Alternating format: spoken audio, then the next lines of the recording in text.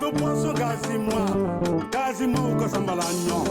hidaka dambe poisson gazima omini kadi daka amini kadi wajitu mama hidaka dambe poisson gazima omini kadi daka amini kadi wajitu mama dambe jidaka sumalempa omini kadi dambe jiwjela sambalanyo amini kadi dambe jidaka sumalempa omini kadi sidaka jiwjela sambalanyo amini kadi jidaka dambe poisson gazima omini kadi daka amini kadi wajitu mama Judaka, boisson rafraîchissante. Abisoro Mali Fantanan Bella Jelena. Au direction commerciale Baflene, Hippodrome na, Semet Distribution, rue Nelson Mandela. Judaka, Jula Samalanyoka, jiwjela sambalanyo amini kadi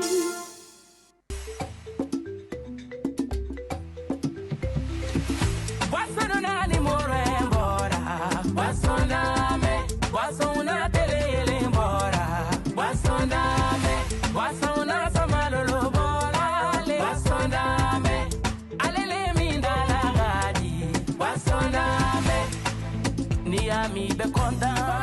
niami be sewa, niami be shua, iduni ele mizere bana. Basondame, papa na nakabo bana yola dame do dama. Oduye buru kela kontana li, de una nakabo tulundi ala dame do dama. Oduye wolo de una konta. Basondame, fila wo, basondame, senebo wo, basondame, baba wo, basondame, dobu go, basole, hena, basondame, marakalu go, basondame, suragalu go, basondame, damashilu go, kamele damaragani godina, basondame, a Conte Bay, a Orange Bay, a Besoro.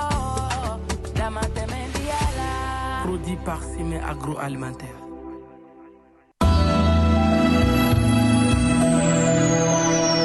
Eskay! Jitumun bala. Bala sabali. Bala kunumbali. Wala, Cicilba. Nam. Aw ye matlubaw ye. Kosɛbɛ. Cɛ ŋununu kan dɔ bɛ dugu kɔnɔ sisan dɛ. Komu. Ko mugutaɲɛ. Yey! Dagaba ka n bila n t'i bila. O kɛn bɛ ka mɔgɔ min yan bi ala dɔrɔn de b'o dɔn. Nka Cicilbaw. Cɛ tension tɔw ni jabɛti tɔw ka cɛya fura ko ma nɔgɔn dɛ. N bɛ n dan ye mɛn tigila ye. Na ka taa.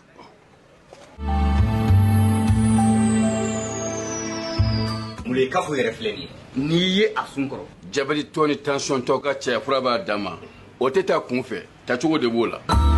Bana kana maa si gwan i kamana tuguni ala ni dagaba sababu. Aprofam, Association pour la promotion des pharmacopées du Mali. Torokorobougou, avenue Martin Luther King. Téléphone 20 28 45 93 76 44 04 38 Bamako.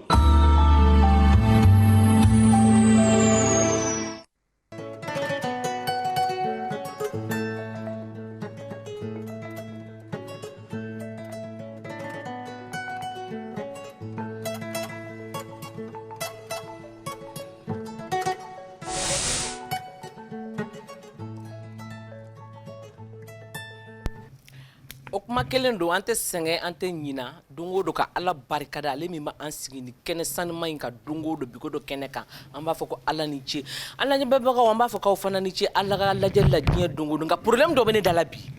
ni ne kun y'a dɔn ko nin bɛɛ b'a la ne kun tɛ don a la o mun kɛra tuguni wa artisiya kɛ ne san joli joli nin bɛ artisiya la ne ma se ka singalo faamu singalo na o na ne koronifin ni n ka singalo gɛlɛya don ala ni n t'a dɔn n b'a kɛ cogo min na baara tɛ sɔrɔ marché tɛ sɔrɔ foyi tɛ sɔrɔ n tɛ artisiya in to yen ka dɔ wɛrɛ ɲɛɲini a ser'o la ne t'o ɲɛdɔn mais k'o ɲɛdɔnli fɔ an ye ka singalo prépareli planw di an ma artisiw b'an bolo yan artisiw ni minnu bɛ baara kɛ olu b'an bolo yan lalo bɛ se ka sababu ɲuman dɔ fɔ ne ɲɛna pour que singalo nata n ka se ka fɛɛrɛ sɔrɔ ka n ka singalo gérer ayiwa o mɔgɔ fɔlɔfɔlɔ min b'an bolo o ye cɛ kɛmɛ ye ale DJ mɔgɔ dɔnnenba don cɛ kɛmɛ Alliance Ismaël Konate an b'a fɔ ɲɛna k'i bisimila i Konate cɛ kɛmɛ kɛrɛfɛ Aliya Kulubali ale ye fɔlikɛla ye dɔnkilidala don n t'a dɔn fila la min kalifalen don min na Kulubali la k'a ni Konate la ka don lala u bɛ sɔn ka jouer ni ɲɔgɔn cɛ yen nɔ Aliya bisimila bi ko de kɛnɛ kan a bɛ di kɔri baasi t'aw la ninnu fila bɛɛ ye ne ka kalifa ye i ka kalifa k'a sigilen don mɔgɔ fila camancɛ la Ala yɛrɛ de ye olu danse a k'olu kalifa Aliya Kulubali la Ala ni ce o la ayiwa mɔgɔ min tugulen don Aliya la n'i y'ale tɔgɔ fɔ dɔrɔn i hakili bɛ sin ka taa mɔgɔ fila la ten o cɛ tɔgɔ ko Meri Ture Meri Ture a hakili tɛ Meri Bigini n'est pas le maire ça Meri Ture b'an bolo yan bi a bɛna kuma singalo gɛlɛya na a ko ka Meri i Ture i bisimila bi ko de kɛnɛ kan ko ka fisa sisan alhamdulillah a banna an ka ala ale ye yɔrɔnin dɔ fɔ an b'o latilen parce que e yɛrɛ ɲɛ b'an sigi cogo la ale de y'an bɛɛ ka denmisɛnnin ye kama an y'a bila milieu la pour que an b'a protéger n'o tɛ ni sun digira ale la dɔrɔn a bɛ to a bɛ yɛrɛ yɛrɛ a non denw de don an y'a bila milieu non denw de don kalifa la o cɛkɔrɔba yɛrɛ de ye wa sun de b'a kan non Konatelaka ni Turelaka ne o camancɛ n denw don u bɛ ka kɔlɔsi de ko ale y'a denw don ayiwa Ala ka aw bɛn kelen ma min ye fa ye min ye den ye ayiwa an bɛ baro daminɛ ni Meri ye Meri an bɛ se k'i ka baara yɛrɛ dɔn d'accord ne tɔgɔ Meri Ture mɔgɔ caman bɛ n dɔn ni événementiel baara ye parce que n b'o kɔnɔ a bɛ san caman bɔ a bɛ san 10 kɔ bɔ bi bon peut-être dernièrement i bɛ ka émission ko min fɔ avec Balimare Bingini caman ye n dɔn o sen fɛ micro voilà caman ye n dɔn o sen fɛ donc mɔgɔw dɔw yɛrɛ tun t'a dɔn k'a fɔ ne de bɛ event kɔfɛ parce que généralement ne bɛ n yɛrɛ de bila kɔfɛ ka agence bila en avant donc n bɛ événementiel kɛ je suis financier de formation ne bɛ baara kɛ ministère des affaires religieuses DFM na voilà donc événementiel ni an b'o kɛ baara kɛrɛfɛ d'accord o ye kɛrɛfɛdɛn ye quoi d'accord Meri i Ture Aliya n tɛna e ɲininka e bɛ baara min kɛ parce que i ka baara dɔnnen don an b'a dɔn i bɛ dɔnkilida dɔ fɛnɛ mais i tɛ dɔwɛrɛ foyi kɛ dɔnkilida in kɔ bon n b'o de kɛ ala ta i bɛ dɔnkilida de kɛ d'accord merci Konate cɛ kɛmɛ i ye DJ de ye sisan an bɛ singalo la e ka activité bɛ cogo di joli an n'an ka ko daminɛ ko joli wa an ka sabuteli bɔ a la sa ko joli an ka sabuteli bɔ a la a fɔ ko min dɔrɔn an ka tante min fana ka di an bɛna an ka ko dumani sigi ka daminɛ ne bisimila ye ka wuli ne rahamani an bɛ sunkalo kɔnɔ sunkalo ye kalo barikama ye mais artistes ka dekun kalo fana don cogo di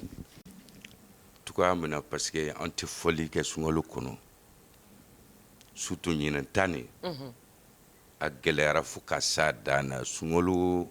makɔnɔ a ma ɲɛ zoro à la base tiɲɛ c'est b'o ɲɛfɔ an ye de parce que e bɛ ka insister a ma ɲɛ in kan cogo min na a ma ɲɛ c'est grave DJ tɛ yen Bamakɔ yan dɔ bɛ mun bolo k'a bila a bolo so kɔnɔ o tɛ yen depuis sunkalo tile fɔlɔ DJw ye ampli feere daminɛ k'ampli feere u bɛ baara kɛ ni mun ye k'o feere n'u ma kɛ sokɔnɔmɔgɔw se ka dumuni dun ayi désespéré ɲinɛ ta ma ɲɛ de ça va pas tellement marché yɛrɛ tɛ sɔrɔ f'i ka baarakɛ min na i bɛ t'o feere wallahi marché tɛ yen ayi mais min sunkalo makɔnɔ in na tɔnɔ DJ kɛmɛ cɛ kɛmɛ kolokolo kɔɲɔ kɛra i bɛ taa fasa da i ka wari bɛɛ lajɛlen a bɛ bɛn 7,000 ma aw dun mɔgɔ 3 don o bɛ kɛ cogo di mais sunkalo in na aw tɛ bafulu ni fɛnw ye karamɔgɔ wajulikɛlaw karamɔgɔ ninnu fana filɛ nin n'u nana a kɛ ala ye a kɛ kira ye mun kɛra ala ye fɛn tɛ so kɔnɔ ka dun olu bɛ na de ko a kɛ ala kama i ka bafulu d'an ma 2,000 an bɛ taa wajulu kɛ wajulu kɛnɛ kan olu yɛrɛ bɛ tila tuguni ka wari baden sɔrɔ o hakili tɛ jigin DJ n'o wajulu banna e b'a fɔ ko karamɔgɔ kɛ komi an kun y'a kɛ ala kama n'a ma ɲɛ ko taabolow falenna i fana bɛ jateminɛ kɛ sisan denbaya bɛ kɔfɛ ne yɛrɛ kɔni sigilen don sunkalo la sisan karamɔgɔnin sera n ma n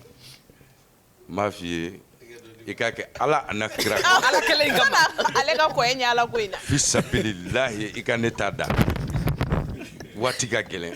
waati bɛ DJw kɔ yɛrɛ la anw ta fana ka misɛn ninnu dɔnkilidala ninnu a bɛ ninnu kɔ la dɛ. donc aw fana ta ka nɔgɔn ni Aliya ninnu. a bɛ ninnu kɔ la parce que tu sais anw bɛ se ka ko caman kɛ ne bɛ groupe bɛ ne bolo n bɛ groupe olu ye courant tigɛ ni fɛnw bɛɛ olu bɛ se ka an sutura mais ale ninnu filɛ nin ye bɛɛ ye olu dɔn ni tɔgɔtigiw ni fɛnw ye mais ko bɛ ko la olu se k'o kɛ. Aliya ma ye pinɛ kɔli la dɛ. ya voilà. mais pourquoi pas e ne bɛ se pinɛ kɔli la kojugu. yɔrɔ dɛ DJ y'a yira k'a fɔ ko gɛlɛya bɛ aw kan aw ka gɛlɛya ye jumɛn ye sunkalo kɔnɔ. bon c'est bien kuma a ɲɛna kojugu parce que mɔgɔnifin ko mana gɛlɛya cogo cogo a bɛ nɔgɔya dɔ bolo n'a nɔgɔyara cogo cogo fana dɔ bɛ gɛlɛya sɔrɔ a la voilà donc bon toujours n'i bɛ gɛlɛya lajɛ i b'a lajɛ minnu ta ka ca la majorité i bɛ kuma n'o ye voilà o de kama kɔrɔ bɛ ka kuma ni majorité de sinon hakili la ne ma fili sunkalo artiste an ka événement bɛɛ de bɛ jɔ a la événement tɛ k'a la mais de un côté an ka vacances don d'un côté an ka vacances fana don a b'an permettre k'anw bɛ lafiya an bɛ recherche k'a kɔnɔ mais fɛn caman bɛ yen a bɛ préparer en avance i y'a faamu a bɛ préparer bon comme bon adamadenw an ka limite la mɔgɔ si ka sɔrɔ kɛcogo tɛ kelen ye voilà si se ka sɔrɔ kɛcogo dɔw bɛ yen i bɛ taa sɔrɔ hali don o don n'a bɛ mouvement kɛ i bɛ taa sɔrɔ a bɛ min sɔrɔ a bɛ bɛn a ka dépense de ma fɛn tɛ sɔrɔ ka mara i y'a faamuya donc ko bɛ ten tɔn étape la mais i b'a sɔrɔ dɔw bɛ yen ale bɛ min sɔrɔ a bɛ se k'a ka dépense bɔ a la fo ka dɔ sɔrɔ ka mara voilà donc olu au fil et à mesure olu de bɛ don bon ni caman fana y'a jateminɛ i b'a dɔn ni sunkaloma kɔnɔ ɲɛnajɛ ni fɛn ninnu caman bɛ yen ni caman y'a jateminɛ u b'a fɔ artiste ye ɲɛnajɛ caman kɛ ou bien DJ ye ɲɛnajɛ caman kɛ mais bi u bɛ kule la o i n'a fɔ n y'a f'i ɲɛna cogo min na kuma daminɛ na mɔgɔw ka sɔrɔ garisigɛw tɛ kelen voilà dɔ ta bɛ bɛn i ka sɔrɔ de ma i bɛ min dun peut-être i tɛ siri maa na mais fɛn tɛ sɔrɔ ka mara voilà mais ala kɔni m'i siri maa la mais dɔ bɛ i bɛ taa sɔrɔ ale b'a sɔrɔ ka mako dilan fo ka maa wɛrɛ mako dilan ka dɔ mara bon o ye sɔrɔ kɛcogo ni ala yɛrɛ ka garisigɛw wagati kɛcogo n'o tɛ misiki yɛrɛ dɔrɔn tɛ wagati yɛrɛ de si ma nɔgɔn sisan diɲɛ yɛrɛ de bɛɛ de ka gɛlɛn i y'a faamu diɲɛ ka gɛlɛn il y a 2 ans ou bien ouais à peu près depuis 2020 2021 de do depuis corona daminɛ na fo sisan bon gɛlɛya bɛ yen nɔ toujours ni dɔ ma fara ka fɛn tɛ bɔ a la parce que corona in yɛrɛ de fɔlɔ yɛrɛ gérera mɔgɔw kan parce que a jateminɛ hali artiste minnu bɛ taa extérieur ni fɛnw na a caman b'an ka contrat caman bloqué bon o gérera artiste caman ba fana kan i y'a ye ka n'a bila nin wagati ninnu na bon ainsi de suite mais fɛn caman bɛ yen a bɛ préparer kɔni voilà a bɛ préparer quoi voilà c'est ça Mary prépareli yɛrɛ hukumu kɔnɔ o kumana Konate e tɛ préparation kɛ ni da sele yiri yɛrɛ ma ale y'a fɔ cogoya min na maa dɔ bɛ DJ don a bɛ nafolo sɔrɔ i b'a sɔrɔ a bɛ ka denbaya minnu b'a bolo o besoin man ca n'i kɛra balimatigi caman ye i tɛ se ka i balimaw fililen to f'i k'u ladon ne yɛrɛ kalikan ne ala ye nafolo di ne ma ne somɔgɔw ta dun dɔrɔn ala kana diyan ala ka nafolo nɔgɔya ala ka nɔgɔya a bɛ nɔgɔya fana inchallah d'accord merci Konate Mary Touré an bɛ se k'a dɔn e ka artiste bɛ gɛlɛya min sɔrɔ sunkalo kɔnɔna na n'a sɔrɔ u bɛ ka gɛlɛya sɔrɔ bon i ka o ɲininkali diyara n ye parce que n'i ye culture kɔnɔna ta k'a lajɛ an fɛn fɛn filɛ an bɛɛ bɛ fa la an bɛ ba la an minnu ye promoteurs ye ani artistes ani DJs an bɛɛ tagalan de ye ɲɔgɔn ye quoi donc ni dɔ ye gɛlɛya sɔrɔ dɔ b'a senti o diyagoya ye donc i b'a fɔ an bɛ période min kɔnɔ sisan n'o ye sunkalo ye mais ale y'a da magara yɔrɔnin dɔ la jamana yɛrɛ cogoya yɛrɛ de ye fɛn dɔ diyagoya nin wagati in gɛlɛyara culture mɔgɔw ma kojugu parce que an bɔra corona ko kɔnɔ ka na don crise politique kɔnɔ ka tila ka na fɛn caman caman fara kan donc sunkalo yɛrɛ nana gɛlɛya sɔrɔ yen déjà bon ni sunkalo tilara ka na fara o kan bɛɛ sigilen don n'o ye san o san bɛɛ b'a dɔn activité culturelle 90% bɛ jɔ sunkalo kɔnɔna la bon n'a jɔra mɔgɔ min dahirimɛ sirilen b'i ka baara la ni baara tɛ ka kɛ yɔrɔ ça veut dire que sɔrɔ bɛ dɔgɔya bon charge dun tɛ jɔ donc a dekun bɛ artistes kan cogo min na a dekun bɛ promoteurs kan ten n bɛ se k'a fɔ promoteurs yɛrɛ tɔgɔ la n bɛ kuma n'o ye kosɛbɛ an fɛnɛ ta ka jugu a la kosɛbɛ parce que ni e chef d'entreprise i bɛ taa sɔrɔ i kelen tɛ i ka équipe fana b'i nɔfɛ i bɛ taa sɔrɔ bureau bɛ yɔrɔ min na ni o tɛ e yɛrɛ ka so ye aw bɛ charge de sara loyer bɛ yen facture bɛ yen fɛnw tɛ jɔ sans oublier mɔgɔ minnu bɛ baara kɛ i fɛ i bɛ tila k'olu fana sara donc ni activité tɛ yen a ma nɔgɔn donc o de kama an yɛrɛ fɛnɛ komi tagalen ɲɛfɛ peut-être an da bɛna se o yɔrɔ ma a mɛnna an yɛrɛ farala ɲɔgɔn kan ka sigi ka hakili jagabɔw kɛ an bɛ se ka solution sɔrɔ nin ko ninnu na cogo di pour que désormais n'a wagatiw sera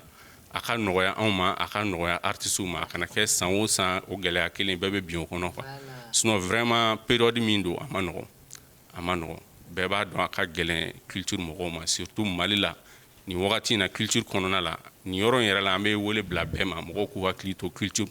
acteurs culturels la parce que Mali la bi na culture kɔnɔna la a ma nɔgɔn ni crise damadɔ minnu bɔra ka na tugu ɲɔgɔn na parce que hali na corona ko ni fɛn ninnu c'est vrai o fanga nɔgɔyara an fɛ yan mais kɔkana na artistes minnu bɛ deli ka contrat sɔrɔ ka taa hali an yɛrɛ promoteurs bɛ deli k'u dɛmɛ ka festival ni fɛn minnu sɔrɔ olu bɛ dɔ sɔrɔ anw bɛ dɔ sɔrɔ mais a kɛra sababu ye corona ko in ye o fɛnɛ bɛɛ jɔ donc caman ka voyage nɔgɔyara bon i dun bɛ activité min fɛnɛ kɛ Mali yɛrɛ la yan o fɛnɛ bɛ nɔgɔya ka sababu kɛ crise min bɛ sen na wagati ni wagati tuma dɔ i b'a sɔrɔ dɔw ka événement bɛ bali ka annuler ka sababu kɛ deuil national ye ou bien ko dɔ kɛra dɔrɔn a bɛ bali ka fɛn bɛɛ annuler bon o ka jugu artistes ma cogo min na a ka jugu promoteurs ma parce que souvent i bɛ taa sɔrɔ i bɛ ka événement dɔ préparer i bɛ millions de don a la mais i bɛ wari caman don a la i bɛ charge ta i bɛ mobilisation kɛ i bɛ communication ni fɛn caman kɛ donc fɛn dɔ bɛ bali ka kɛ dɔrɔn faso yɛrɛ kama i b'a ye fɛn bɛɛ bɛ jɔ donc e fɛnɛ tu es obligé ka o règles de respecter mais perti min bɛ don e kunna mɔgɔ si t'i dɛmɛ o la o ye e n'i ka artiste de kungo ye donc o n'a ɲɔgɔnna caman caman fɛnɛ ye an mɔgɔ an baarakɛɲɔgɔnw caman sɔrɔ a y'an yɛrɛ fana sɔrɔ Touré kuma in fɔ kɔrɔ ɲuman da sera yɛrɛ ma nin ka ye ne yɛrɛ sɔrɔ tout récemment yanni an ka don sunkalo la sunkalo tɔ tora mana 20 jours comme ça ne yɛrɛ contrat de signer j'avais beaucoup d'argent mais contrat daminɛna dɔrɔn a bɛnna ni attaque minnu kɛra donc au deuil national on est obligé ka contrat bɛɛ annuler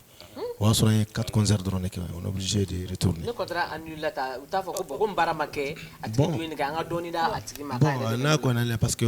premier départ la i bɛ taa sɔrɔ avance dira mais en fait a fanba an jigi tun bɛ an ka wari tɔ kan parce que o tun bɛ se ka voilà o de ka ca parce que o tun bɛ se ka coup de main ba d'an ma hali an ka projet la donc o gɛlɛya anw yɛrɛ sɔrɔ a ma mɛn yɛrɛ voilà donc maintenant an bɛ obligé n'an b'a jɔ bon deuil national tɛmɛna an n'an donna sunkalo la a ma janya ɲɔgɔn na donc ça fo ni date wɛrɛ sera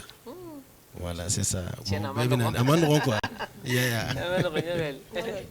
bon ma corona ni fɛn tɔ ninnu fɔ parce que olu ye imprévu ye mais sunkalo bɛɛ b'a dɔn ko sunkalo bɛna se aw dun fana b'a dɔn ni sunkalo sera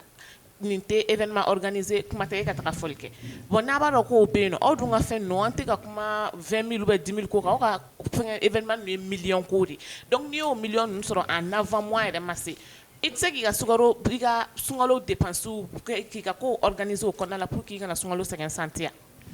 o bɛ kɛ mɛnɛ i b'a ne ka kuma daminɛ jateminɛ ne y'o de ko o de la n ko ni fɛn min ye majorité min ka ca n'i bɛ kuma i bɛ kuma n'o de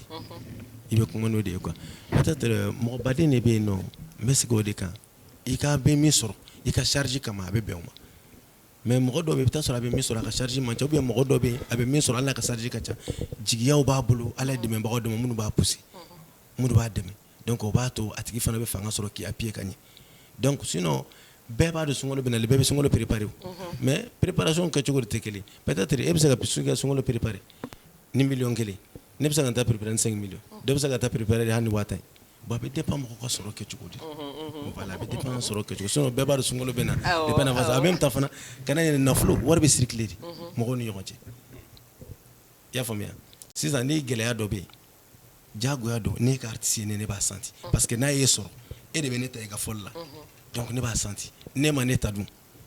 a ma nɔgɔn dɛ i bɛ taa sɔrɔ a ka di e ka hali ne ta mais i bɛ taa sɔrɔ wagati kama i b'a fɔ ni ne ye karisa ta bon fo n ka nin kɛ bon denbaw yɛrɛ caman ayi an k'a to ten an kana foyi k'a la parce que wagati ka gɛlɛn bon o fana bɛ gérer artiste baden ka ɲinɛ sunkaloma kɔnɔ na ani san tɔ sunkaloma kɔnɔ ma kɛ kelen ye o de senfɛ i y'a faamuya a différence kɛra sinon sunkaloma kɔnɔ mana kɛ cogo cogo a artiste kɔni début kɔni na hali ni minnu tɛ bɛrɛ sɔrɔ o tɛ gɛlɛyaba santi mais jatigiw caman de bɛ yen u b'a ye sisan o nana million kelen di ale ya basa tiɲɛ bɛ ɲɛ o ye mais o million kelen na ale y'a bɛ dɔ bɔ a la ka di a ka fɔlikɛlaw ma parce que bɛɛ ɲɛ bɛ jɔ ale la hali ne sɛgɛn fɔlikɛlaw minɛ u bɛ taama ɲɛma foyi t'u la ni ale tɛ ale dun somɔgɔ bɛ ale la muso b'a bolo den b'a bolo a bɛ sow sara a bɛ fɛ ka so jɔ ani parliw jagoya de base sɔngɔ ma nɔgɔn dɛ parce que ni bilara ɲɛfɛ finisa yɛrɛ jagoya de fɔlɔ bɛɛ bolo de bɛ ɲɛsin e ma o bɛɛ bɛ k'o la fana kun ma nɔgɔn kan ka dépense ka ca d'accord sisan an bɛ sunkalo kɔnɔ a question bɛ aw saba bɛ concerné ouais mais i bɛ hakɛ to a ye sunkalo ɲɛbilali ko min fɔ n bɛ fɛ ka yɔrɔnin dɔ fɔ yani an ka tɛmɛ o kan sunkalo ɲɛbilali ko la i y'a fɔ cogoya min na an bɛ majorité de ta sinon mɔgɔ o mɔgɔ bɛ yen nɔ kɔni n'i b'i yɛrɛ kalama i kelen de don o i ni mɔgɔw de bɛ baara kɛ ɲɔgɔn fɛ o sunkalo tɛ cun san o san bɛɛ bɛ sigi n'a ye k'a fɔ a bɛ nali wa n'a nana mun b'a kɔnɔ fɛnɛ bɛɛ b'o dɔn jagoya de don i b'a ɲɛbila donc ni minnu fɛnɛ t'o kɛ an b'a f'u ye u k'a ɲɛbila n'i kelen de don i bɛ économie i bɛ wari min sɔrɔ i b'a essayer ka wari dɔ économiser kɛrɛfɛ pour que sunkalo kɔnɔna na activité jɔli min bɛ kɛ o b'i bolo ma dɛmɛ i ka charge la n'a sɔrɔ baarakɛlaw b'i bolo i fɛnɛ ka baarakɛlaw i b'u sara o tɛ sɛgɛn i ka charge i b'u ta ka sɔrɔ i ma sɛgɛn mais an ma dan o fɛnɛ ma présentation kɔnɔ n yɛrɛ tɛmɛna yɔrɔnin dɔ kan an ye hakilila sɔrɔ ka fara ɲɔgɔn kan ka jɛkulu dɔ sigi voilà ka fara ɲɔgɔn kan ka jɛkulu dɔ sigi n'o ye la fédération des entrepreneurs culturels du Mali agence caman b'a kɔnɔ promoteurs b'a kɔnɔ artistes b'a kɔnɔ tous les acteurs culturels bɛɛ b'a kɔnɔ donc o kama bi an ye idée dɔw développer parce qu'il faut reconnaître que aujourd'hui ni milieu in bɛ ka révolutionné par la jeunesse parce que n'i ye activité fanba ta k'a lajɛ i bɛ taa sɔrɔ 80% bɛ jeunes de bolo 80% ye jeunes de b'o kɛ donc o kama jeunes sɔrɔla ka na ni hakililaw ye an k'a lajɛ san o san sunkalo kɔnɔ fɛn bɛɛ bɛ jɔ donc économiquement ale y'a fɔ cogo min na chaîne de don ne nin bɛ sɔrɔ kɛ nin b'a santi bɛɛ b'a santi donc n'a jɔra fɛnɛ bɛɛ b'a santi mais et pourtant sunkalo ye alabato kalo de ye mais sunkalo kɔrɔ fɛnɛ tɛ ko jagoya fɛn bɛɛ ka jɔ fɛn dɔw bɛ se ka kɛ sunkalo kɔnɔ mun bɛ wari ladon donc an bɛ k'an pencher ka taa o sira de kan bi Aliya sunkalo kɔnɔna na komi i yɛrɛ dabɔra k'a fɔ ko sunkalo kɔni bɛ komi aw ka congé mais o congé in kɔnɔna na aw ka activité ye jumɛn a bɛ mun de kɛ bon congé kɔnɔna na a b'an permettre an bɛ lafiya parce que n'i bɛ san mun bɛɛ bɛ kɛ girin na hali fonctionnaire don dɔ wagati dɔ la a bɛ une semaine congé o tɔ pour que hadamaden parce que farikolo yɛrɛ ye fɛn dɔ kuma dɔ la mako bɛ ni mako bɛ lafiya la n'a y'a sɔrɔ ni ala ye lafiya d'a ma hɛrɛ sira fɛ ni mako bɛ lafiya la mais peut-être i ka degun ni ka dépense kɛcogo kama i b'i yɛrɛ forcer ka fɛn caman kɛ bon sunkalo dun filɛ nin ye hali n'ale nana ka ban vacances kɛr'i ma diyagoya ye mais o vacances kɔnɔna na a tɛ se ka sɛbɛnniw kɛ ka répétition kɛ awɔ ka studio kɛ donc o vacances de kɔnɔ sunkalo kalo kelen de b'a artiste caman permettre ka recherche kɛ i n'a fɔ ka dɔnkili kuraw dilan i y'a faamuya i n'a fɔ ka répétition kɛ i bɛ taa sɔrɔ hali fɛn caman bɛ yen n'i ka musiciens tɛ ɲɔgɔn faamuya la a b'a permettre a bɛ ɲɔgɔn faamu donc répétition bɛ k'a kɔnɔ donc en même temps a bɛ dɔnkilidala yɛrɛ fɛ i yɛrɛ bɛ ka recherche kɛ parce que wagati y'a sɔrɔ mouvement ba t'i bolo et puis fari bɛ lafiya fana i hakili bɛ sigi dɔɔni yanni ka sunkalo ban ka ɲi na lafiya ala ka hakili sigi lafiya basigi di sira donc sisan nɔ min o hokumu kɔnɔna la an wulila artiste ninnu kanubagaw est ce que u b'a kalama k'a fɔ ko sunkalo kɔnɔ artiste ninnu bɛ sɛgɛn u bɛ degun sɔrɔ an donna dugu kɔnɔ an y'o ja dɔw ta an ka jɛ an k'olu lajɛ ɲɔgɔn fɛ an ka segin ka na kɛ artiste la de tout d'abord n bɛ a fɔ dɔrɔn a bɛ lafiya di artiste ma d'un côté dɔ fɛnɛ na o bɛ sɛgɛn mais sunkalo kalo kɔni bɛɛ b'a dɔn artiste bɛɛ b'a dɔn bon ala ni jatigi ɲumanw barika la mɔgɔ caman tɛ se ka a gɛlɛya santi kosɛbɛ parce que i kanubaga bɛ diɲɛ yɔrɔ o yɔrɔ a bɛɛ b'a dɔn k'a fɔ ko waati dɔ de don fɛn min ni aw ka baara tɛ yen aw ka foyi tɛ yen mouvement bɛɛ bɛ jɔ donc du coup a gɛlɛya fɛnɛ dɔ ye min ye concert tɛ yen mouvement tɛ yen foyi tɛ yen mais a lafiya dɔ fana bɛ tali kɛ artistes fana kan parce que a b'a to artistes bɛ permettre ka taga studio la ka baara caman caman kɛ n'i bɛ fɛ ka mixtape de dilan ou bien i bɛ fɛ ka album de bɔ ou bien i bɛ fɛ ka EP de bɔ donc a b'a to artiste caman bɛ se ka baara kɛ sunkalo kɔnɔna na mais min ye a musakako ye hakili la san kɔnɔ kalo kelen dɔrɔn de don caman bɛ concert kɛ activité caman bɛ kɛ yanni ka se sunkalo ma donc ni sunkalo sera surtout a ɲɛlama yɛrɛ caman caman nɔgɔn dɛ parce que ɲinata in gɛlɛyalen bɛ cogo min na kow ma nɔgɔn dɔɔni donc an bɛ wele bila dɔrɔn maliyɛn bɛɛ ma bɛɛ k'a dɔn ko artiste ye mɔgɔ de ye baarakɛ waati de bɛ a la sɛgɛnbɔ waati de fana bɛ a la lafiya waati de fana bɛ yen donc du coup ni waati min ma nɔgɔ artiste ma a ma nɔgɔ subizimaniw ma a ma nɔgɔ mɔgɔ si ma sisan parce que mouvement bɛ cogo min na tant que ni sunkalo kalo jɔra dɔrɔn a bɛɛ bɛ jɔ mouvement bɛɛ de bɛ jɔ donc du coup an b'a fɔ dɔrɔn minnu bɛ an dɛmɛ an ka baaraw kɔnɔna na u k'a dɔn k'a fɔ ko nin waati anw fana ka sɛgɛn lafiyabɔ de ye mais sɛgɛn lafiyabɔ min don diyagoyalen de don bɛɛ lajɛlen kan bɛɛ kan ka baara dɔ kɛ surtout artiste n'a ka manager kan ka kɛ baarakɛ waati la nin waati de kɔnɔ parce que olu bɛɛ fana kan ka jɔ don parce que ala y'a fɔ hali n'a ma se a ka ko da la nin kalo kelen kɔnɔna la a k'a dabila quoi i ma o kalo kelen kɔnɔna la bɛɛ k'i muɲu n'o tɛmɛna bɛɛ bɛ tɛmɛ n'i ka ko ye o. artiste yɛrɛ u bɛɛ b'a faamu n'u sigi u bɛɛ b'a préparer u bɛ sunkalo in préparer de k'a ma kɔnɔ i ma u bɛ kalo kelen bɛɛ préparer u ka mouvement bɛɛ jɔ sunkalo in kɔnɔna la sunkalo yɛrɛ bɛ se ka sɔrɔ olu yɛrɛ pɛrɛnnen don a kama yɛrɛ de. Bon vraiment kalo in a temps kɔnɔna la a bɛ n déranger quoi n bɛ sɛgɛn yɛrɛ n yɛrɛ t'a dɔn n bɛna mun kɛ bilen mais sɔni sunkalo fɛnɛ ka na concert minnu bɛ kɛ i bɛ wari programme k'a bila de ni sunkalo sera bon i kan ka dépense misɛnnin minnu kɛ i b'olu kɛ quoi o de bɛ ne fɛ k'a fɔ. parti mouvement donc an bɛ se ka min fɔ dɔrɔn a waati ma nɔgɔ yɛrɛ de a waati fansi de ma nɔgɔ en vrai dire a waati ma nɔgɔ mais an bɛ faniw wele ka jatigi dumanw wele ani minnu ye an kanu donc u ka wakili to an na sinon ni waati ma nɔgɔ dɛ n ka cɛ artiste ka fosi ma nɔgɔ nin waati na en tant que manager fana ka domaine ye fɛn dɔ de ye baara de don nin waati bɛ bɛn manager ka baara kɛ waati de ma i ni ka artiste cɛ nin waati de artiste fɛnɛ i kanubaw kana se ka saliya cogo min na i nege bɛ se ka don sanga ni waati bon comme réseaux sociaux fana bɛ yen an bɛ ɲɛnafin bɔ ɲɔgɔn na an ka réseaux sociaux sanfɛ donc du coup n bɛ bɛɛ lajɛlen fo kuma ma nɔgɔn dɔɔni quoi a bɛ se ka kɛ ni ɲɔgɔn na hakilina ta ye mais mali artiste yɛrɛ de b'a dɔn gɛlɛya min bɛ yen donc déjà an bɛɛ dun b'a kulu kelen kɔnɔ i kɛra manager ye o i kɛra artiste i kɛra fɛn o fɛn donc c'est pas du tout facile donc an b'a fɔ dɔrɔn fanu an bɛ wele bila fanu de ma a y'a hakili to artiste la sunkalo kɔnɔna na parce que sunkalo la prestation tɛ yen concert tɛ yen mouvement tɛ yen foyi tɛ yen a bɛɛ jɔlen don merci. ayiwa ko an ka hakili to an ka artiste la sunkalo kɔnɔna na concert tɛ sumu tɛ foyi tɛ yen ayiwa an artiste kɔni bɛ yan dɛ mɔgɔ min ka dɛmɛ nana an ti ban a la dɛ ou bien ne tɛ artiste ye wa ne artiste dɔ ye o ou bien ayiwa hakili to an na. mun ka d'an ye ko mun diɲɛ yɛrɛ sigilen don jigi kama u ko hakili to artistew la artisteya ka gɛlɛn parce que artistew bɛ ɲɔgɔn ye a bɛ comme escalier catégorie de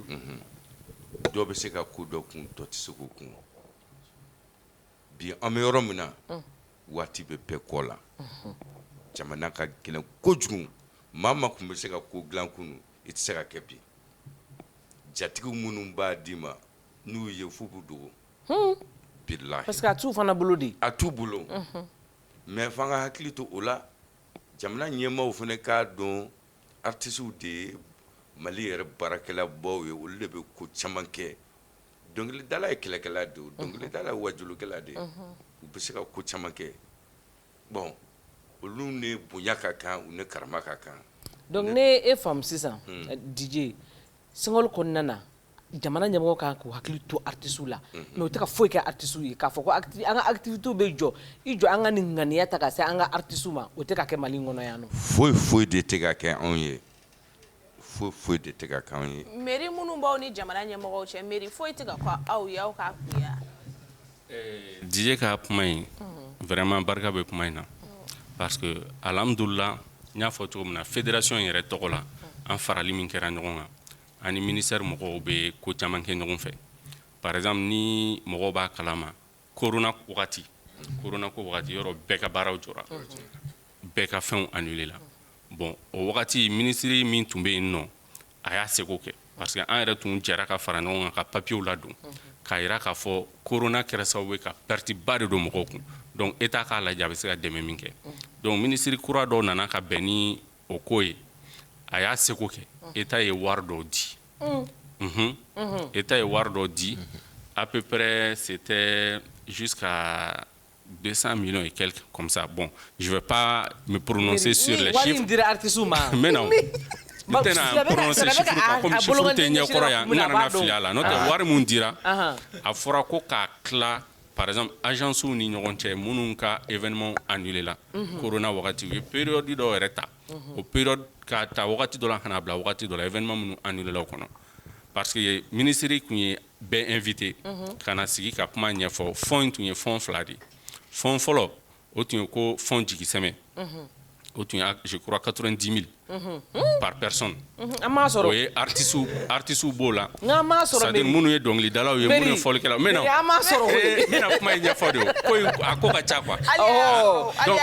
u y'o layidu ta k'a fɔ k'o bɛ ci Orange Money fɛ mɔgɔ min ye dɔnkilidala ye min ye fɔlikɛla ye min ye dɔnkɛla ye acteurs culturels bɛɛ mais jusqu'à présent il faut souligner que o wari ko in ma ɲɛnabɔ fɔlɔ layidu taara mais a ma ɲɛnabɔ fɔlɔ a ma di fɔlɔ donc u tilara ka layidu wɛrɛ ta o tun ye fond filanan ye o tun ye 1 milliard ko k'o tila agences ni ɲɔgɔn cɛ mais secteur caman b'a la artisanat b'a la hôtellerie b'a la tourisme b'a la ani an yɛrɛ fɛnɛ ka secteur mɔgɔw donc a tilara tourisme mɔgɔw ta dir'u ma bɛɛ ta dir'u ma mais promoteur culturel ta fanfɛla je crois ça c'était 200 et quelques millions a dira ko ka tila mɔgɔw ni ɲɔgɔn cɛ a tilara mɔgɔw ni ɲɔgɔn cɛ mais ne yɛrɛ min sigilen filɛ nin ye ne ma dɔrɔmɛ kelen sɔrɔ a la mais a dira artistes de ma a dira promoteur agence de ma minnu ka fɛnw annulé la artiste ta fɛnɛ tun b'a dama mais a ko in kɛra cogoya min na bref n'an ko an bɛ don o kɔnɔ o fɛnɛ y'a damana ko wɛrɛ parce que agence ye dɔ sɔrɔ a la artiste dɔw fɛnɛ ye dɔ sɔrɔ a la mais malheureusement bɛɛ ma fɛn sɔrɔ a la mais pour dire que an fɛnɛ bɛ k'an seko kɛ pour que dɛmɛ minnu bɛ yen nɔ dɔ ka bɔ a la mais hali bi belebeleba de b'a jɛ parce que a y'a fɔ cogoya min na ni jamana gɛlɛyara i b'a fɔ artistes jatigiw jatigi de bɛ wari di e ma yɔrɔ ni dɔ bɔra ale ka sɔrɔ la diyagoya don dɔ bɛ bɔ a ka dita la donc artiste b'o santi o diyagoya ye bon malheureusement ni voyagera ka taa jamana tɔw la hali an dafɛ jamana dɔw bɛ an kɛrɛfɛ i n'a fɔ Sénégal tout près état bɛ dɛmɛ min kɛ culture mɔgɔw ye par an c'est des milliards jamana in kɔnɔ fo ɲɛmɔgɔw k'a dɔn k'a fɔ jamana développement pilier dɔ ye culture ye parce que ni culture ɲana a bɛ jamana bɔ nɔgɔ la ni culture tiɲɛna a bɛ se jamana kan i b'a ye artistes minnu filɛ nin ye u nɔba de bɛ jamana denmisɛnninw ka éducation na parce que ni artiste ye kuma ɲuman fɔ mɔgɔw bɛ ko ɲuman kɛ caman bɛ olu kumakanw n'u yɛrɛ jogow n'u ka fɔtaw lajɛ donc n'o cadrela ka ɲa a nɔ bɛ éducation na donc normalement état kan k'a lajɛ de par an a bɛ se ka mun kɛ dɛmɛ culture kɔnɔna la i bɛ taa sɔrɔ jamana dɔw la état bɛ wari dɔw bɔ festival ba minnu bɛ kɛ événement ba minnu bɛ kɛ u bɛ dɛmɛ dɔɔni s'a bɛɛ ma mais Mali la yan nɔ i b'a sɔrɔ n'i y'i ka festival daminɛ n'i y'a organiser e de b'i ka wari bɔ k'a don a la de A à Z état t'i assister état t'i dɛmɛ o tɛ jamana bɛ n'a cogoya ye a bɛ sɔrɔ anw fana ta cogoya de ye mais n'aw fana ka festival ninnu kɛra a wari aw kelen de b'o ta dɔ tɛ di état ma non mais n bɛ fɛn dɔ f'i ye festival filɛ nin a nafa bɛ se bɛɛ de ma par exemple festival dɔw bɛ kɛ jamana kɔnɔ yan nɔ i bɛ taa sɔrɔ dɔw bɛ bɔ hali Bamako yan ka taa région na u bɛ festival kɛ mais c'est gratuit 100% gratuit i b'a sɔrɔ u bɛ yen yɔrɔ mɔgɔw bɛɛ la ɲɛnajɛ pendant 2 ou 3 jours merci beaucoup Touré Aliya an b'a ye est ce que nin sunkalo kɔnɔna in na artistes ɲamakalaw t'u ja ka tɛmɛ artistes kan parce que ɲamakalaw mana kɛ cogo cogo jatigiw b'olu la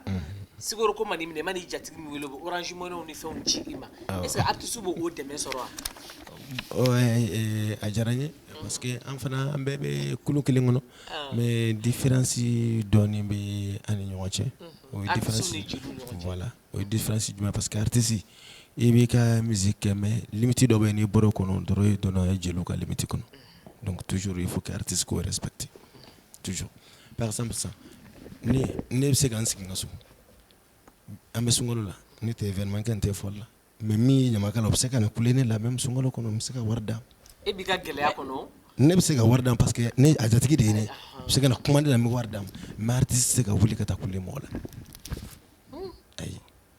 artiste ta bɛ se ka kɛ min ye peut-être i ka fan dɔ bɛ se ka kɛ i ka jatigɛɲɛna n b'a dɔn bɛ se ka kɛ minnu y'i ka misigi kanu kanu bɛ minnu na o bɛ se ka caman bɛ hakili bɔ la bi hakili bɛ to i la donc parce que bamananw ka kuma don yanni ka don o don k'i sigi kanubaga ɲɛkɔrɔ k'i ye ala deli i ka to hakili la o de nafa ka bon bon minnu hakili bɛ to i la olu caman b'i wele depuis sunkalo ma daminɛ caman b'i wele o ye cadeau ci ma bon u bɛ sukaro bila ka na d'i ma u bɛ wariw d'i ma ale y'o dɛmɛ dɔ sɔrɔ ɲina sunkalo la bon ɲina sunkalo dɔrɔn tɛ alhamdulilayi san o san sunkalo kɔnɔ ala ko tiɲɛ ne kɔni jigila mɔgɔ caman bɛ yen kɔrɔ k'i y'a sɔrɔ ayi bon sunkalo kɔnɔ ne kɔni alhamdulilayi ala ko tiɲɛ mais ale aw tɛ taa so wele mais aw yɛrɛ ɲuman bossiw b'aw bolo aw bɛ se k'aw ka bossi dɔw wele mugo de fɔ ayi bon mugo de fɔ quoi i ka to mɔgɔ hakili la donc na mɛ se ne yɛrɛ kan ka bossiw wele ou bien n ka terimuso sɛbɛla ɲɛnamabaw wele ale ninnu de fana kan ka wari di anw ma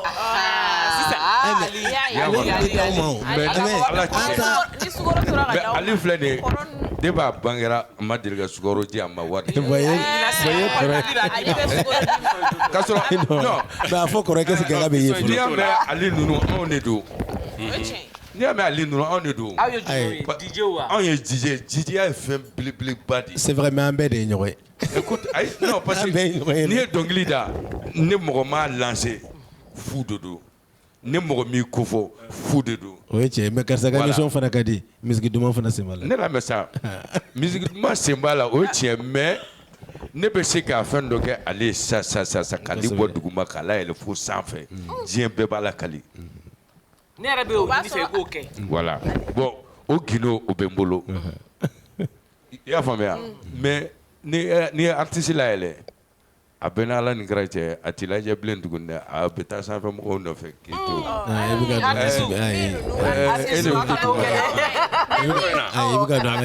a da se milieu in ko gɛlɛmanba dɔ de ma parce que vraiment il faut reconnaître que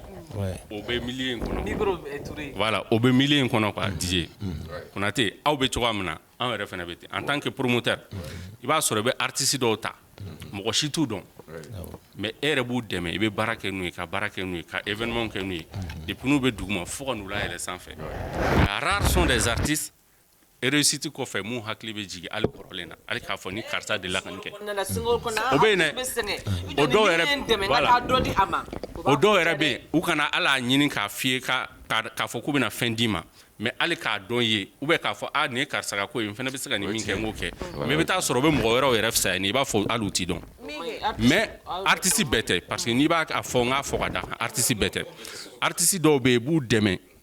depuis ni ça va pas fo ka n'a kɛ n'u ye tɔgɔ sɔrɔ mais hali tɔgɔ sɔrɔlen kɔfɛ o tɛ ɲinɛ walayi artistes bɛ yan ne yɛrɛ ye baara kɛ ni olu ye depuis ni kow ma yɔrɔ dɔ sɔrɔ mais kow nana se niveau dɔ ma ne yɛrɛ bɛ deli ka cachet di u ma million événement dɔw la mais événement dɔw la o bɛ n'a fɔ n ɲɛna karisa i ka wari a to yen dɔrɔmɛ kelen ne t'a minɛ ala k'o tiɲɛ an ka artistes la sira i b'a dɔn ko sunkalo sɛgɛn artistes la est ce que artistes yɛrɛ nɔba de t'a la parce que mɔgɔ bɛ se ka aliya filɛ aliya bɛ se dɔnkilida de la jɔn ko aliya ka da dɔnkilida dɔrɔn ma munna aliya tɛ taa métier wɛrɛ kɛ kuma min na n'a gɛlɛyara dɔnkili tɛ ka da ala k'an kisi ala ka n'a cɛ janya covid an t'a ala deli la n'a événement ɲɔgɔnna wɛrɛ nana n'a ala lajarabi ɲɔgɔnna wɛrɛ y'an sɔrɔ sisan aliya bɛ se k'o métier exercer wagati min na fɔli tɛ ka kɛ munna aw t'aw miiri o la fɔ artistes bon o bɛ se ka kɛ non la n bɛna jaabi n'a ka kuma jaabi ko bɛɛ hadamaden i b'a fɛ ka fɛn min ɲɛdɔn i bɛ kuma o de kan en fait mɔgɔ fɛn caman bɛ yen fɛn bɛɛ bɛ tɛ da kɛnɛ kan fɛn bɛɛ tɛ da kɛnɛ kan voilà donc est ce que bi hadamadenya yɛrɛ la i bɛ baarakɛla caman jateminɛ min bɛ baara bolo kelen kan est ce que a mɔgɔ man dɔgɔ bi o b'a yɛrɛ k'a fɔ ko bolominɛ yɔrɔnin dɔ fana bɛ aliya ni i ye dɔ sɔrɔ min bɛ se k'i wasa i bɛ se ka bolominɛ yɔrɔ dɔ ɲini a ma ni maa si ka to baara kelen kan que ça soit commerce que ça soit artiste ka ca kosɛbɛ mais ale y'a ɲɔgɔn na si fɛnɛ o fɛnɛ man ca parce que mun na parce que ale ye baara daminɛ ni fɔli de ye yanni a ka dɔnkili da a ye fɔli fɔlɔ de kalan ale bɛ dɔnkili da ale ka fɔli tɛ ɲagami o parce que a bɛ s'a la ni ye fɔlifɛn di ale ma a b'o fɔ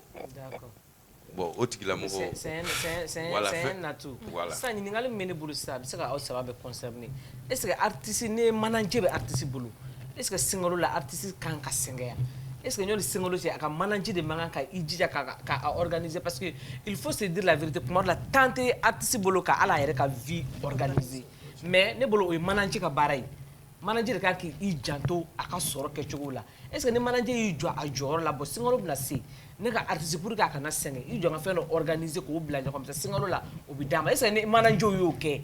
artiste be singolo ko nana mi i ka ɲiningali an'ale ta bɛ don ɲɔgɔn kɔnɔ dɔɔni mais n b'a fila jaabi ɲɔgɔn fɛ quoi d'abord Mali la manager ko problème ba de bɛ yen parce que j'ai l'impression que Mali la manager ka rôle faamuyalen tɛ kosɛbɛ quoi 100% effectivement pour dire que manager professionnel a bɛ compter parce que manager kan ka rôle mun jouer caman t'a dɔn i b'a sɔrɔ manager yɛrɛ t'a dɔn hali artiste t'a dɔn parce que caman bɛ soit nin dɔgɔnin ou bien nin terikɛ nin man ka carré kɔnɔ u b'o de ta k'o kɛ manager ye donc a caman bɛ coxeria rôle de jouer olu sigilen don ni mɔgɔ min mago bɛ artiste la n'o ye weleli kɛ dɔrɔn artiste yɛrɛ b'a fɔ tuma dɔ non kana ne wele nin de ye n ka manager ka numéro ye donc manager bɛ sɔrɔ ka discuter an bɛ taa nin prix in de la an b'a kɛ tan an b'a kɛ tan donc i bɛ taa sɔrɔ manager yɛrɛ bɛ vie artiste la d'une manière ale bɛ sigi ni mɔgɔ minnu nana dɔrɔn a b'a fɔ artiste ko bɔ a ka prix ye nin n'o dira artiste ma a bɛ dɔɔni di manager ma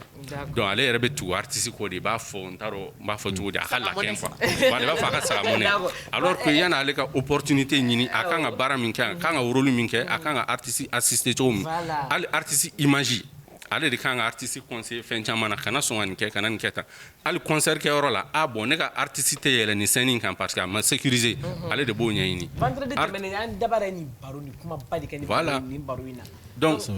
voilà hali n ka artiste tɛ jouer nin sono in kan parce que sono qualité ma ɲi n'a pressera prestation qualité tɛna ɲa a bɛ jouer image kan manager de b'olu fɛn ninnu bɛɛ kɛ ale ye yɔrɔ dɔ fɛnɛ fɔ k'a fɔ artiste ka baara ko o yɔrɔ in na an kan ka accent kɛ o kan kosɛbɛ parce que o problème bɛ malien artiste la wagati min na i bɛ sɔrɔ kɛ o de ye réalisation kɛ wagati parce que sɔrɔ ni succès wagati ko de don i bɛ taa sɔrɔ wagati dɔ bɛ k'a la chaque mois ou bien chaque semaine i bɛ million sɔrɔ mais o wagati fɛnɛ la jama bɛ k'i kɔ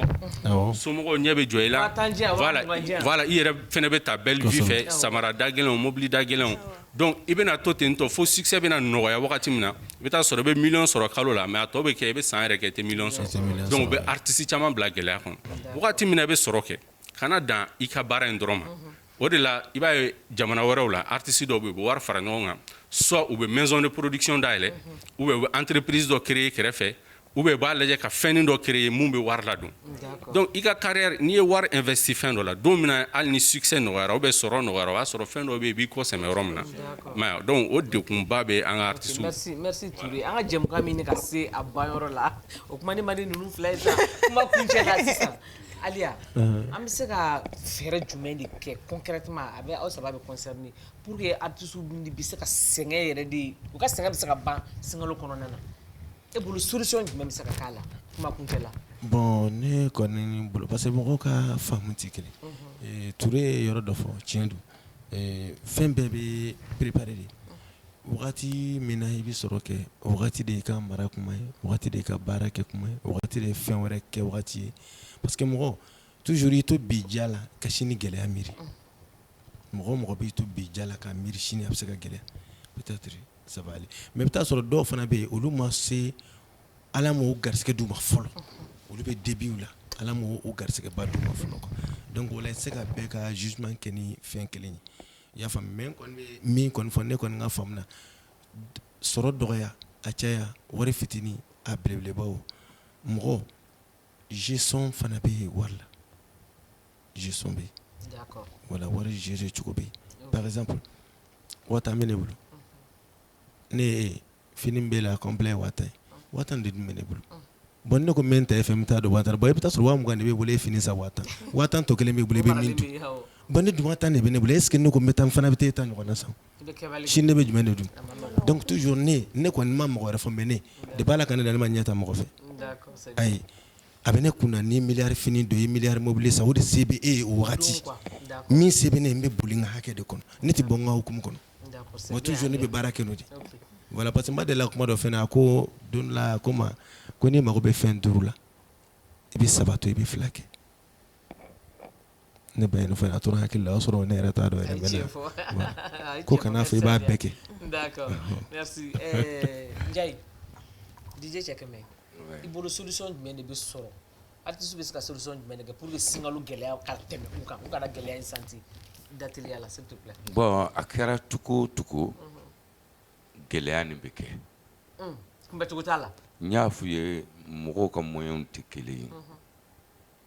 surtout an filɛ waati min na ne yɛrɛ kɔni ma deli ka a kun gɛlɛya ye fɔlɔ mais n y'a ye ɲinɛn de parce que sunkalo tun ye ne yɛrɛ ka vacances de ye n bɛ taa Loméo ni fɛnw na ka voyager voilà ka taa minɛnw san mais n y'a ye sisan dunta yɛrɛ tɛ k'a sɔrɔ kuma bɛ kiba mara. Ala k'a nɔgɔya. Ala k'a nɔgɔya. Voilà. An y'a ɲini Ala fɛ Ala k'a nɔgɔya. Voilà bon sisan ne yɛrɛ ye n sigi ka n kunkolo baara sunkalo kɔnɔna la baara bɛ se ka kɛ ni zikiridalaw ye mun b'a to a tɛ fɔ ko nin ye kafiriya ye an bɛ sunkalo kɔnɔ fɔli kana kɛ mais n'i ye silamɛ fɔliw k'a la bɛɛ b'o i kunkolo tingu n'o ye. O ye solution dɔ ye. O ye solution ye. DJ ka minɛnw ka taga. Voilà. DJ yɛrɛ ka y'o kɛnɛ kan sinon gɛlɛya ka tɛmɛ an kan. Ne ka minɛn bɛ ta o wari bɛ jigin ne kun zikirida la o bɛ fasa dumanuw da o wari bɛ jigin o kun. Ayiwa o faamuna o faamuna merci Touré teliya la e sera ka ban. Ok d'accord min ne kɔni hakili la solution fɔlɔ ye mun ye. O de ye promoteur k'a lajɛ activité sugu mun bɛ se ka kɛ sunkalo kɔnɔ artistes fana k'a lajɛ u ka dɔnkili da dɔnkili min ni ala ko bɛ taa o b'a to o dɔnkili suguw bɛ se ka continuer ka baara kɛ sunkalo kɔnɔna na maintenant et puis sunkalo kɔnɔna fana tɛ diyagoya yɛrɛ fo activité ka kɛ parce que n'i ye san bɛɛ kɛ baara la a ka kan i ka wagati dɔ kɛ k'i reposer i ka wagati dɔ kɛ ka ko wɛrɛw lajɛ min ye dɔnkilidala ye kan bɛ lafiya mun ye promoteur ye généralement yɛrɛ b'an profiter hali ne yɛrɛ salon sunkalo la ma taa yɔrɔ jan mais ne ye sunkalo kɛ Abidjan ka na fo seli ɲɛkɔrɔla la a b'a to i bɛ bɔ i bɛ jamana wɛrɛw ye i bɛ ko wɛrɛw ye i mago bɛ hali matériel minnu na i b'olu san ka na en même temps i ka mɔgɔw fana bɛ reposer mais gɛlɛya ko in tɛ sunkalo dɔrɔn ye nin yɔrɔ in na ne bɛ wele bila an ka autorités ma u k'a lajɛ u ka culture mɔgɔw dɛmɛ parce que hali ni autorités ma wari bɔ k'a di i ɲɛ bɛ ambassade fɛn o fɛn na i ɲɛ bɛ ONG ninnu caman na fɛnw bɛ yen nɔ culture kama mais a caman ka fond bɛ na cogo min a bɛ segin ten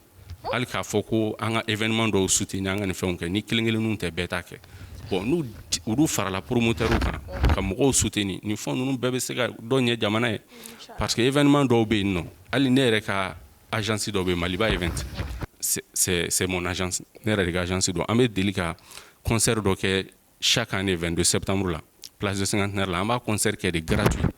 mais an bɛ wariba de bɔ ka don a la mais dɛmɛbaga ko ye problème ye alors que n'i bɛ dɛmɛbaga sɔrɔ an ka nin business ninnu senfɛ i b'a sɔrɔ mɔgɔ camanba de bɛ yen min b'i ta sɔrɔ économie bɛ tourner artistes bɛ dɔ sɔrɔ festival senfɛ feerekɛla minnu bɛ na mun bɛ dumuni feere mun bɛ sogo feere mun bɛ boisson feere bɛɛ bɛ dɔ sɔrɔ dalala la minnu bɛ hali parking ni fɛnw jeunes bɛɛ bɛ dɔ sɔrɔ a la donc a nafa ka bon jamana kan donc o kɔni ye ne ka solution ye a ko la. D'accord merci beaucoup Mary Aliya Kulibali merci DJ Cɛkɛmɛ Njayi merci vraiment aw nana an ka kɛnɛ k'a diyara an ye faamuyali sɔrɔ ɲɔgɔn ni sira aw merci aw salamu aleykum an b'a fɔ yɛrɛ ko nin bɛ dan sigi biko dɔ la k'a ɲini jamana ɲɛmɔgɔw fɛ k'a ɲini anw artistes ka fanu fɛ sinkalo la a y'aw hakili to anw artistes la a ma nɔgɔn bɛɛ ma sɔrɔw tɛ kelen ye n'a fɔra an bɛ min sɔrɔ o bɛ don an ka bazɛnw n'an ka parfɛnw ni an ka mobiliw la ka marata mara ka somɔgɔw ta bɔ a la souvent a tɛ bɔli kɛ donc an ka hakili to ɲɔgɔn na an ka ɲɔgɔn dɛmɛ sinkalo ye hinɛ kalo ye ɲɔgɔn dɛmɛ kalo don batominɛw kalo don yafaw kalo don donc u bɛ dan sigi an ka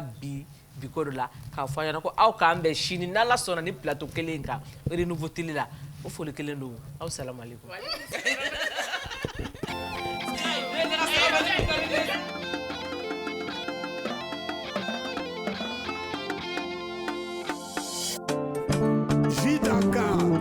Jiu Casambalanho, Dambe Poisson Gazima, Casambalanho, Hidaka, Dambe Poisson Gazima, Omini Gadi Daka, Amini Gadi, Washit Mama, Hidaka, Dambe Poisson Gazima, Omini Gadi Daka, Amini Gadi, Washit Mama, Dambe, Jidaka Sumalempa, Omini Gadi. Dambe, you tell us, Ambalanyo, Amini Kadi. Dambe,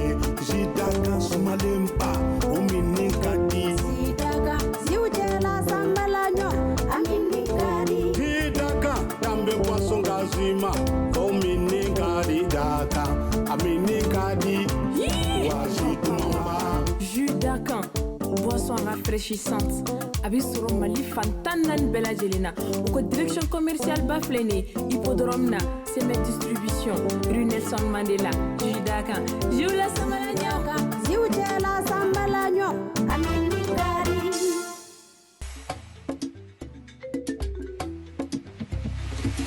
Wasana ni morembora wasona me wasona tele mbora wasona me wasona samalolo bora le wasona me alele mindala gadi wasona me ni ami be konda ni ami be sewa ni ami be joa iduni ele mizede bana wasona me babana na kabo bara yola dame dona oduye puru kela bondana li deuna na kabo tolondi ala dame dona oduye wolo de una konda le maninga wo basonda me fila wo basonda me senevo wo basonda me baba wo basonda me bubu ko basole hena basonda me marakalu go basonda me suragalu go basonda me damashilu kamele damagani golina basonda me akonte be a orange be abesoro damate mendiala produit par Sime agroalimentaire.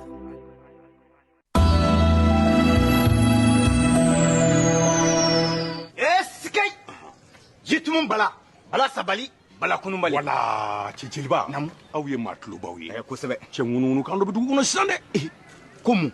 ko mugutaɲɛ ye dagaba kan blanti bla he o kɛmɛ ka mɔgɔ min bi ala dɔrɔn de b'o dɔn nka cɛ jelibaw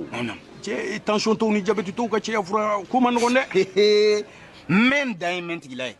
na ka taa